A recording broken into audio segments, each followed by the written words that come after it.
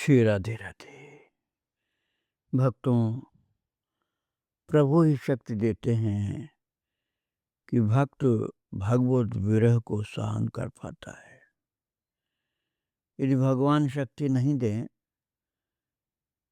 तो भक्त उनके विरह में बच नहीं सकता है, समाप्त हो जाएगा। लेकिन ये विरहानुभूति हर किसी को थोड़े होती। जिसके अंदर प्रकट होती है वो प्रभु की इच्छा से, तो कृपा से प्रकट होती है, तो वही संभालते हैं। आप सुन रहे थे गौरांग महाप्रभु जा चुके हैं सन्यासी होकर, और माँ से कह गए हैं माँ मैं फिर आऊंगा,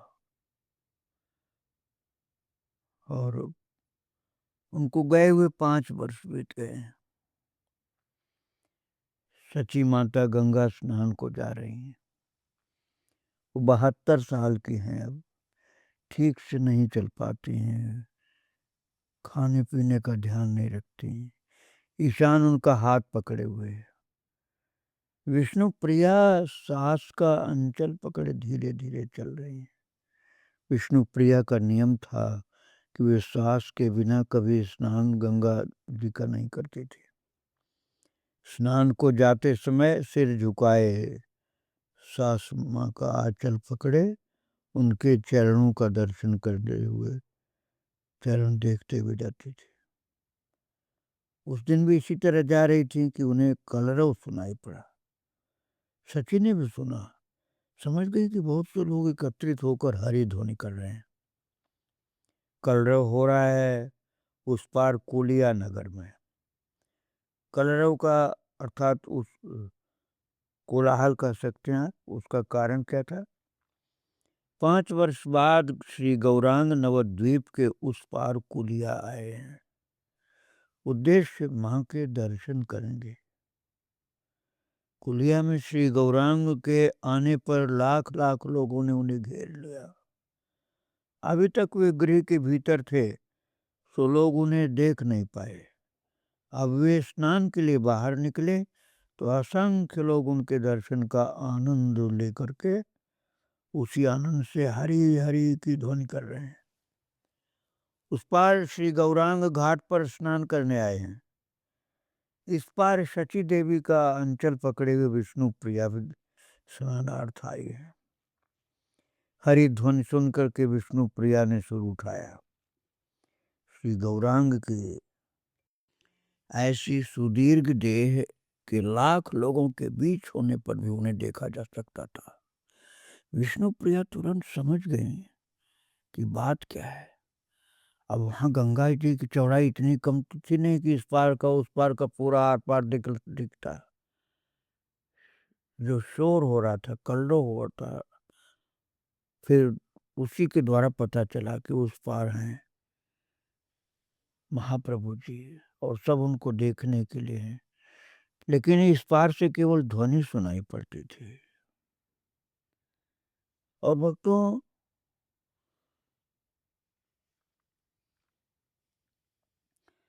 नवद्वीप के लोग, कोई उस समय पुल तो था नहीं कि झट से वहां पहुंच जाएं,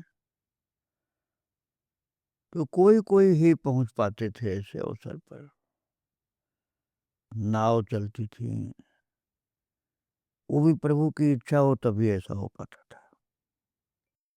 अब बात यह है कि भक्तों की निमाई तो सन्यासी हो गए हैं, माँ और पत्नी का भी त्याग कर चुके हैं। अब स्त्री मात्र उनके लिए माँ होगी, यहाँ तक कि वे स्त्री का मुंह तक नहीं देखेंगे। और इस संयोग से वो उनके सामने आ जाए तो या तो मुंह फेर लेंगे, या नेत्र बंद कर लेंगे, या फिर अपना रास्ता बदल देंगे। यहाँ तक कि स्त्री का चित्र देखना और नाम तक सुनना भी उनके लिए निषिद्ध होगा। इतना ही नहीं, स्त्री शब्द भी व्यवहार करना उनके लिए निषिद्ध होगा। तो आज इस तरह से निभाने वाले शायद ही कोई मिले, लेकिन उस समय ऐसा होता था सन्यासी के लिए नियम। किसी कारणवश उन्हें स्त्री से संबंधित कोई बात करनी भी पड़े तो महाराज उस समय स्त्री के स्थान पर प्रकृत शब्द व्यवहार करते थे सन्यासी। जैसे शिवानंद सेन की स्त्री न कहकर शिवानंद की प्रकृति कहना होता था।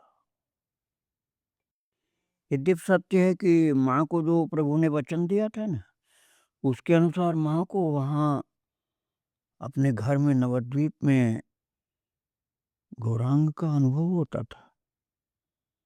कभी कभी उनको लगता था कि मेरे सामने बैठा खाना खा रहा, भोजन कर रहा, लेकिन फिर भी निमाई का माँ के साथ ऐसा संपर्क अब समाप्त हो गया था प्रकट रूप से। सची अब और उनकी माँ ही नहीं बल्कि पूर्णाश्रम की माँ है। वो उनके पुत्र नहीं, केशव भारती के बेटा है, अर्थात गुरु जी के पुत्र हो गए। तो पुत्र शिष्य एक ही जैसा माना जाता है। सची अब उन्हें घर नहीं ले जा पाएंगे, यहाँ तक कि निमाई अब उन्हें प्रणाम भी नहीं कर पाएंगे। नियम के अनुसार अब सची उन्हें प्रणाम करेंगे। इस प्रकार निमाई के संन्यास ग्रहण करने के कारण सची और विष्णु प्रिया के साथ उनका सामाजिक संपर्क अब लुप्त हो गया था। किंतु क्या ऐसा होने से उनके प्रति सची और विष्णु प्रिया का प्रेम समाप्त हो गया? नहीं, प्रेम नहीं समाप्त हुआ, बल्कि आप कह सकते हैं कि बढ़ गया। क्योंकि निमाय रूपी उनकी जो अति प्रिय वस्तु है वह अब उनकी निजी नहीं, वह अब सबकी हो गई।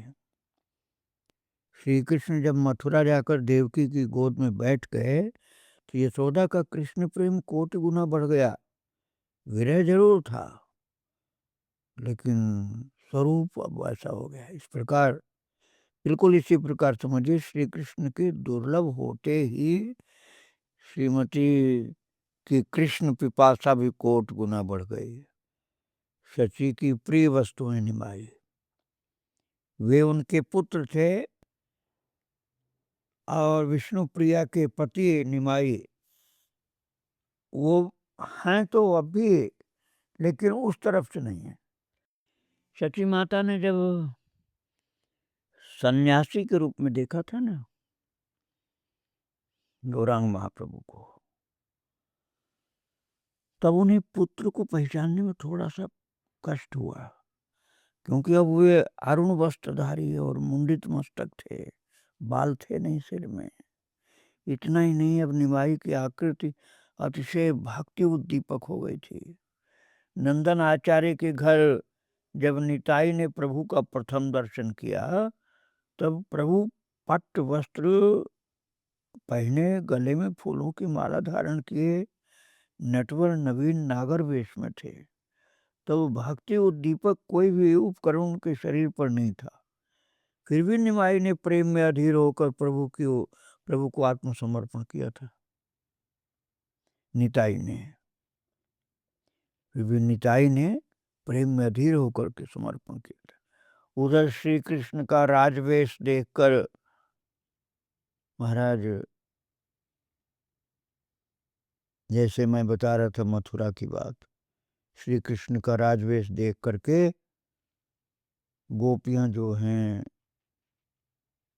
ऐसा, जो वहाँ गई तो नहीं थी लेकिन जो पहले से रहती थी, वो चकित हुई थी। सची के साथ निमाई का शुद्ध प्रेम का संबंध था, भक्ति का नहीं। किंतु निमाई का सन्यासी वेश देखकर उनके भक्ति का उदय हुआ उनके अंदर। इसलिए उनका पुत्र के साथ जो संबंध था उसमें एक परिवर्तन हो गया कि अब वो भगवान और भक्ता का भाव हो गया, पहले माँ बेटा का था भाव। इस प्रकार सची भक्तिपूर्ण नेत्रों से निमाई का दर्शन न करती हैं तो बड़ा ही अनर्थ होता। अब उनको भगवान का अनुभव हो रहा है, सची माता को अनुभव हो रहा है कि मेरा बेटा नहीं, बेटा नहीं तो भगवान है। और शची अपने जीवन के पुत्र की जगह भगवान का दर्शन करने लग गई थी। और सोचे मेरा पुत्र तो स्वयं भगवान है, किंतु मैं कितने निर्बोध हूँ, उसके प्रति पुत्रबोध नहीं गया मेरा। अब भी मैं उसको पुत्र सोच लेती हूँ। वो स्वयं को कुछ अपराधी महसूस करती हैं कि भगवान को मैं बेटा मानने लगती हूँ। निमाई तुम जो भी हो, मेरे मन से विश्वास नहीं जाता कि तुम मेरे दुधमुहे बच्चे हो। शची माँ की यही मानसिक स्थिति ज्यादा देर तक रहती थी, फिर भी धीरे धीरे कम होने लगी। दो एक बातें कहते कहते उनका हृदय वात्सल्य रस से भर गया।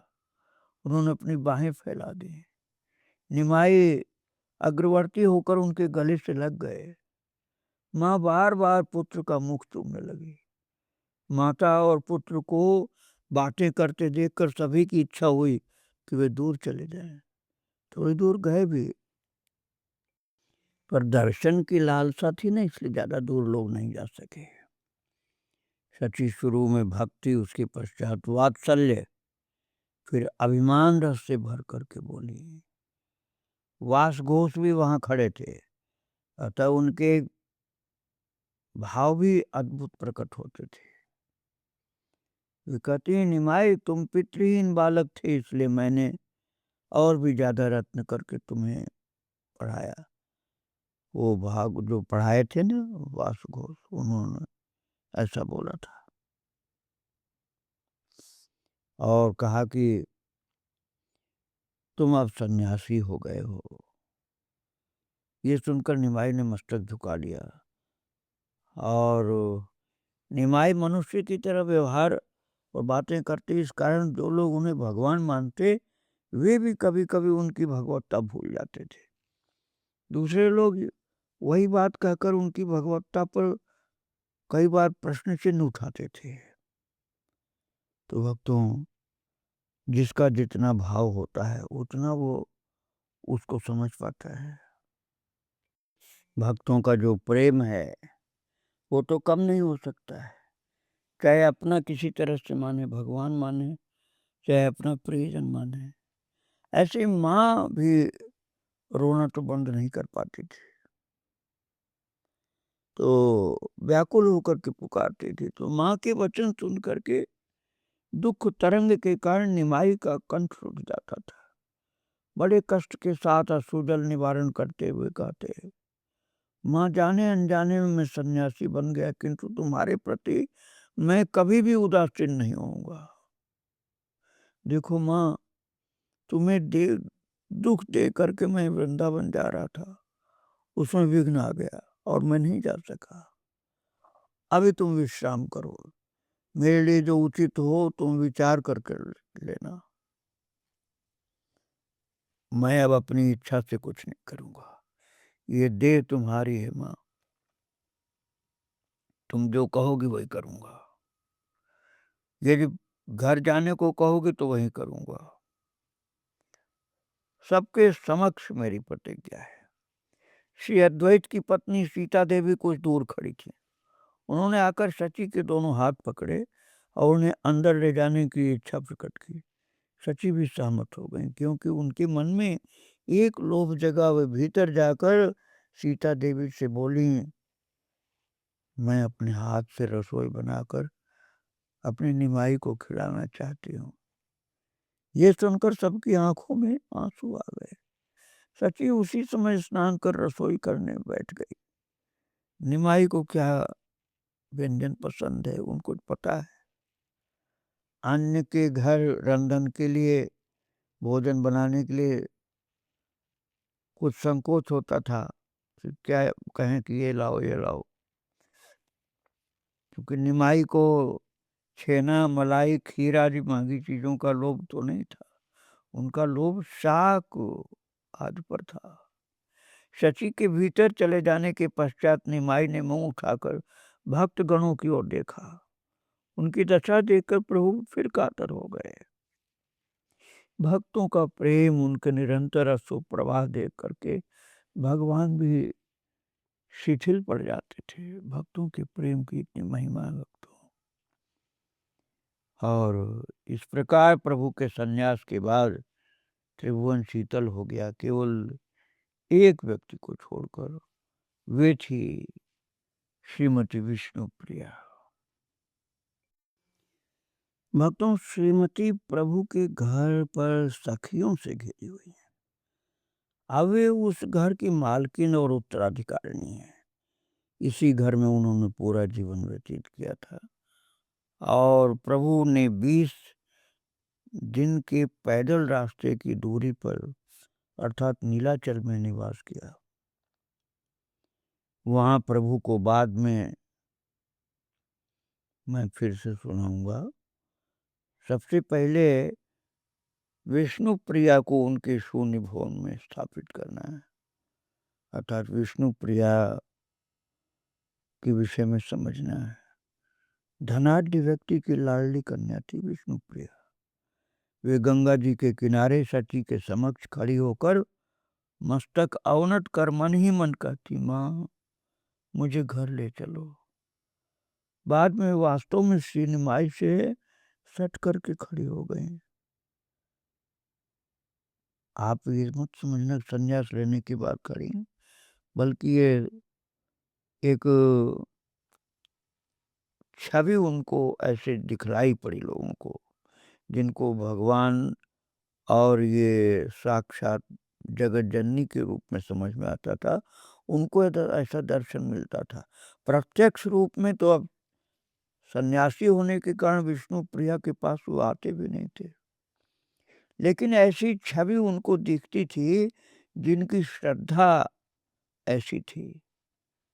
नहीं तो विष्णुप्रिया कहाँ जा पाती थी निमाई के पास। भक्तों, विष्णुप्रिया के मन में वही छवि रहती थी जब महाप्रभु उनको छोड़ करके चले गए थे। तो उस समय तो हृदय से लगी हुई थी ना, जब वो गए थे। तो गोद में स्वामी को न पाकर वे पलंग पर हाथ फिराने लगी थी। ये पहले की बात मैं आपको बता रहा हूँ। अब तो केवल स्मृति में ही ये सब छवि रहती है। अब सखियां उनको संभालती हैं और भाव में ही उनको गौरांग महाप्रभु का अनुभव होता है। प्रत्यक्ष तो दर्शन नहीं होता है। कई बार तो सोचने लगती हैं प्रभु बहुत निष्ठुर हैं।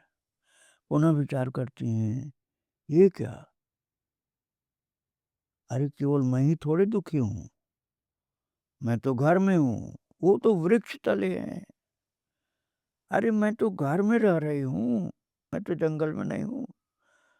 और मेरे प्रियतम अर्थात श्री गौरांग महाप्रभु तो जंगल में वृक्ष के नीचे होंगे। तब सखियों से पूछती हैं, बहन सन्यासी के क्या क्या नियम है, तुम लोग कुछ जानती हो क्या? अच्छा, सन्यासी की पत्नी के नियम क्या होते हैं वो तुम बता सकती हो?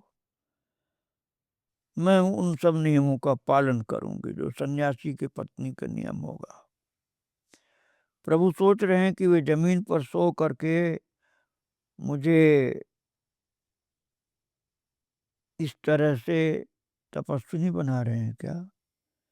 तो मैं भी सैया पर नहीं सोऊंगी।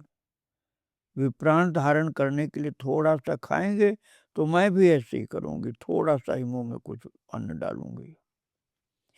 विष्णु प्रिया की यही अवस्था ध्यान की वस्तु है। आप इस गौरांग महाप्रभु को अपना इष्ट मान सकते हैं तो विष्णु प्रिया का ध्यान आप कर सकते हैं। इससे मन निर्मल होता है, श्री गौरांग में प्रीति होती है और जीव का भगवत विरह रूपी जो पंचम पुरुषार्थ वो प्राप्त होता है। यही कारण है कि विष्णु प्रिय की अवस्था के विषय में मैंने थोड़ी चर्चा की। भक्तों, नदियावासी प्रभु को ले जाने के लिए शांतिपुर गए,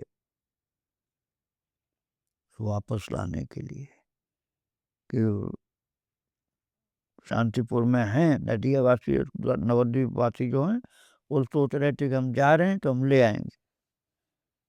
लेकिन ले तो आ नहीं पाए। और कई लोगों का ये कहना है कि जो विष्णु प्रिया की प्रार्थना थी वो किसी तरह से प्रभु के पास पहुंची थी, किंतु प्रभु प्रत्यक्ष रूप से कोई उत्तर नहीं देते थे, चर्चा भी नहीं करते थे विष्णु प्रिया की। हाँ, उनको भाव में ऐसा प्रतीत होता था कि प्रभु ने मुझसे ये कहा है, ध्यान में, स्वप्न में, भाव में, और उसी के सहारे वे जीवित रहती थी। और फिर भी कभी कभी प्रभु प्रभु प्रभु कह के मूर्छित होकर गिर पड़ती थी। तब सखियां हवा करती थी, मुख पर जोर जोर से पानी की छींटे मारती और उनके भिंचे हुए दांतों को मुंह पकड़ करके खोलने की कोशिश करती थी। आगे रुई रखकर परीक्षा करते कि प्राण है या नहीं। फिर उनकी सेवा करती थी सखियां। बीच बीच में होश आता था तो सखियों को आनंद आ जाता था कि जीवित हैं, भगवान के विरह में व्याकुल हो जाती थी। और उस विरहानुभूति की पराकाष्ठा में भक्तों प्रभु का दर्शन होने लग जाता है। और यही होता था विष्णु प्रिया के साथ भी। अतिशय जब विरह व्याकुल होती थी तब प्रभु का दर्शन उनको होता था, प्रभु की आवाज आती थी, प्रभु की छवि को स्पर्श करती थी। प्रत्यक्ष रूप में ऐसा नहीं था, लेकिन विरह के प्रभाव से उनको भगवान के मिलन का अनुभव होता था।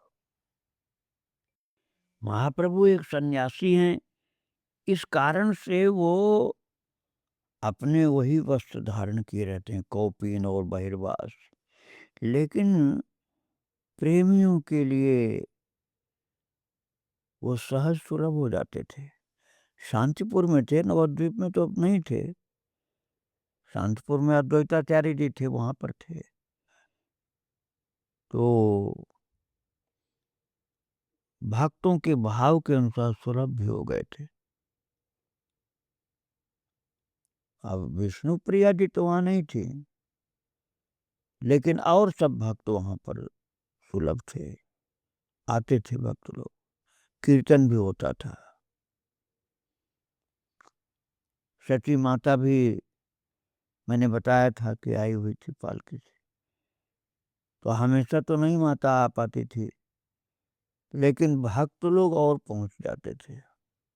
अद्वैताचार्य के भवन में रोज ही महोत्सव, रोज हजारों लोगों का आयोजन, सारे दिन सैकड़ों संप्रदाय अर्थात समुदाय हरि हरे नमः, कृष्ण यादवाय नमः आदि गीत गाते रहते थे। पूरा शांतिपुर भक्ति की तरंग में डूबता था। नदिया वासियों के आगमन के पहले ही दिन शाम को प्रभु अपने अति निज जनों एवं अति विज्ञ भक्तों को निकट बैठा करके मधुर स्वर में बोले, तुम सबको और जननी को दुख देकर और सबकी अनुमति लिए बिना मैं वृंदावन जा रहा था, इसलिए नहीं जा पाया।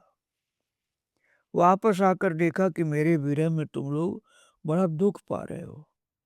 माँ की दशा तुम लोगों ने स्वयं देखी, मेरी अवस्था भी देख रहे हो। लाख लोगों के समक्ष मुंडन करा करके, जनेऊ त्याग करके कौपीन धारण किया। अब यदि पुनः पट्ट वस्त्र पहनकर समाज में प्रवेश करूं तो मेरा धर्म नष्ट होगा, लोग भी उपहास करेंगे। तुम लोगों को छोड़ करके जाता हूं तो तुम लोग दुखी होगे, और माँ तो प्राण ही गंवा बैठेगी। जब पहली बार माँ के दर्शन किए तो उनकी प्रेम अवस्था देखकर मैंने स्वयं को और अपने संन्यास धर्म को धिक्कारा था कि माँ मेरे कारण इतना दुखी है। सोचा कि कृष्ण प्रेम ही परम पुरुषार्थ है, इसके लिए संन्यास का प्रयोजन नहीं है, तो मैंने इस भीषण आश्रम को क्यों ग्रहण किया। जननी को देखते ही इस अनुताप में दग्ध होकर आगे पीछे सोचे बिना मैं उनसे प्रतिज्ञा की थी कि अनुमति के बिना, माँ की अनुमति के बिना कहीं नहीं जाऊंगा, और वे जहाँ जाने को कहेंगी मैं वहीं जाऊंगा। यहाँ तक कि मैंने इतनी दारुण प्रतिज्ञा कर ली कि यदि वो मुझे अब नदिया जाने को कहें तो मैं जाऊंगा, कोई बाधा नहीं मानूंगा। मैं स्वयं जा करके माँ का आदेश क्या है जिज्ञासा करता हूँ, परंतु मैं नहीं अभी जाऊंगा। मेरे जाने से उनकी स्वतंत्रता नहीं रहेगी। और मेरे समक्ष अपने मन की बात सहज रूप से कहने का साहस भी तो नहीं करती वो, खुल करके आदेश कहाँ करती हैं। उनसे कहिए कि मैंने पहले ही प्रतिज्ञा की थी और अब भी कह रहा हूँ, मैं उनकी आज्ञा के अधीन हूँ। वे मुझे जैसा करने के लिए कहेंगी मैं वैसा ही करूँगा। यहाँ तक कि यदि संन्यास आश्रम का त्याग की आज्ञा करेंगी तब भी मैं विचार करूँगा कि माँ की आज्ञा क्या है।